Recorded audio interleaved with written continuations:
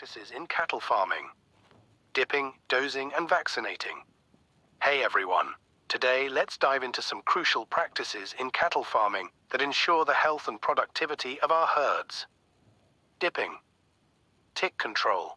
Dipping helps manage ticks, preventing diseases like tick fever, anaplasmosis, and babesiosis. Ectoparasite control. It also tackles other external parasites such as lice, flies, and mites. Skin health. Regular dipping can prevent skin irritations and infections. Dosing, twice a day. Internal parasite control.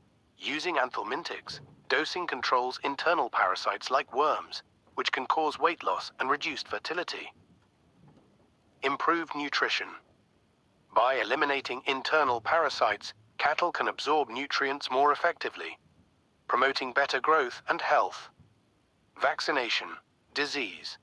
Prevention. Vaccines protect against diseases like rabies, anthrax, and clostridial diseases. Herd immunity. Vaccination helps build herd immunity, reducing the risk of disease outbreaks. Reduced antibiotic use. Preventing diseases through vaccination can lower the need for antibiotics, supporting sustainable farming practices. Why these practices matter: maintaining animal health and well-being, preventing disease outbreaks, reducing economic losses due to disease and parasites, promoting sustainable and productive cattle farming practices. Remember, healthy cattle lead to a thriving farm. If you have any questions or need more information, drop a comment below. Don't forget to like, share, and subscribe for more farming tips. #cattle, farming #animal.